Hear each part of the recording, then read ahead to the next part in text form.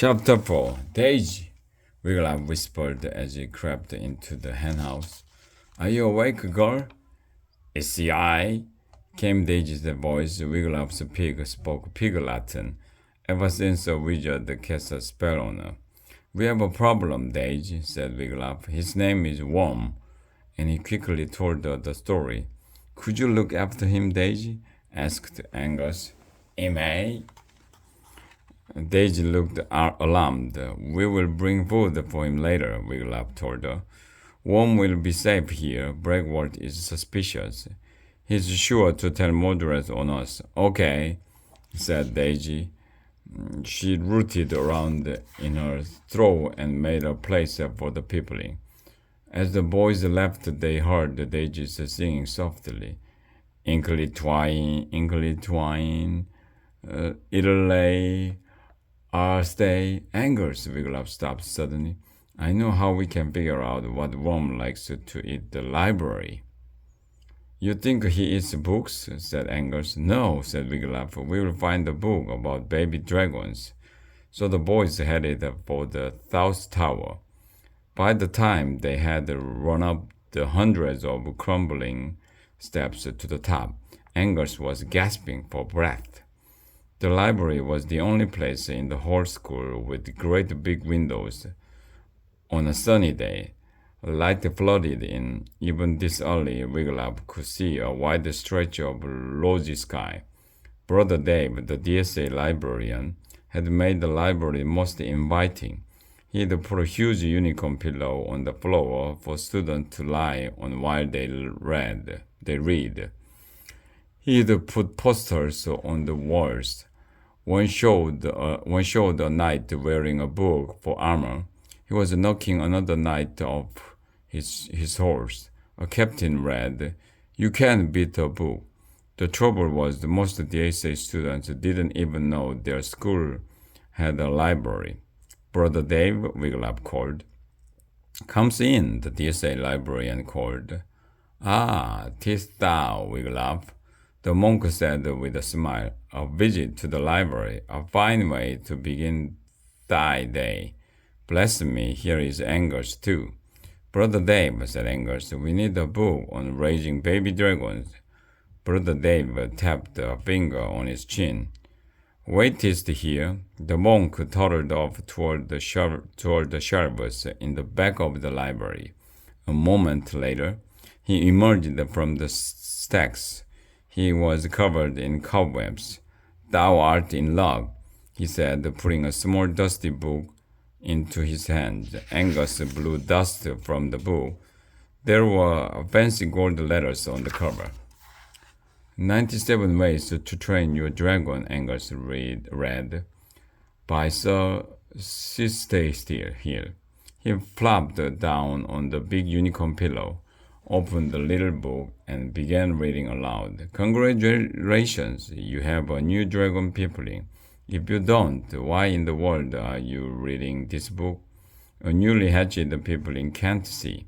It can't walk either. But soon it will enter the bouncing stage. It will bounce higher and higher, and then one day it will spread its peopling wings and take off. Angus kept flipping pages. Feeding. Never feed your peopling marshmallows. If you do, he will throw up all over your tunic.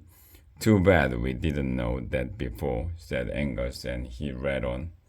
In the wild, a mama dragon chews up ears and feeds them to her peoplings. You must also feed your peopling ABC eel, already been chewed. Angus made a face and read on. Peoplings like raw eel. The first few chews are disgusting, but you will get used to it. Ah, said Wiglaf, I can't do that. Me neither, said Angus. He looked back down at the book. All right, if you can't, you can't. Use the cooked eel. Then, but you must chew it up. We do that 3 times a day in the dining hall, said Angus. Brother Dave chuckled. How happy it makes me to see lads who love learning. Thanks for finding this book, Brother Dave, said Angus. Thou art welcome, Angus, said Brother Dave. Comes back soon. Yesterday, Wigglup and Angus had been too late for breakfast, but today they made it just in time. They picked up trays and slid them along the railings. Angus plopped an extra large helping of scrambled eel onto his plate. Wigglup helped himself to extra creamed eel on toast. It looked nasty. He wondered if the peopling would like it. The boys sat down at the class 1 table. Angus kept reading as he shoveled in his breakfast. Peoplings can be fussy eaters, but all peoplings love moat weed, moat slime, moat sludge, moat scum, moat ears, and night. As he listened, Wigglup slipped some creamed ears into his tunic pocket. A book? Bregward said, eyeing Angus. You know how to read? Your own business, Bregward, said Angus. Mind it. Give it here, said Bregward. He grabbed for the book. But before he could get his hands on it, the headmaster strode into the dining hall. Attention, he called. All the boys jumped up. Scrub-a-thon is off to a good start, but I need this school as clean as shiny as a newly minted gold coin. Mordred's eyes glazed over as his thoughts turned to riches. At that moment, a large bear lumbered into the dining hall. Bregward screamed, Sir! Bear attack! Bear attack! Mordred quickly picked up his chair and started swinging. My lord, stop! Cried the bear, ducking as the chair whizzed over his head. "'Tis I, your scout, Yorick." Mordred stopped mid-swing. "Yorick?" He lowered the chair. "What news, Yorick?" The inspectors have just left Dragonstabbers Prep, my lord," said Yorick. "That school lost points for its dirty kitchen." "Well, they won't find any dirt in the DSA kitchen," said Mordred. "Guess where we will be scrubbing today," whispered Angus. "I will give scrub-a-thon badges to boys doing a super-duper job," Mordred finished. A few of the newer boys clapped weakly. Mordred strode out of the dining hall. Within the hour, Wigglup stood next to Angus, working on ill-encrusted skillets and cauldrons coated with boar grease. They had just enough time to dash to the henhouse before lunch. "How's Worm doing, Daisy?" asked Angus. "Osei utekei," said Daisy. She wiped the eel juice from Worm's chin. "Whoom," purred the Pimpling. Wigglup smiled. He'd never seen Daisy look happier, or Angus either. Over the next few days, Wigglup and Angus dashed from their scrub-a-thon chores to the henhouse whenever they could. Angus took charge of feeding the little dragon. Worm was always hungry, but since Fraipa served the eel at every meal, bringing eel tidbits for the little dragon was no problem, and the dragon was growing bigger every day. Daisy loved the little peopling. Her only complaint was Peopling's inky stay, whooping pay, and the hens didn't seem to mind having a Peopling in their house. He stayed in Daisy's store and out of their way.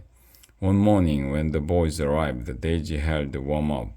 "Okay, Oakley," she said. "Oh, he got his first fang," said Angus. "I wonder when he will open his eyes." He took the Peopling from Daisy and put him down on the ground. Such a good little fellow. But the next morning, when the boys opened the henhouse door, dozens of hens burst out, cackling and squawking. "Daisy," Wigglup called, running toward her store. "Daisy!" "Is Worm all right?" cried Angus. The pig was hunkered down in a corner.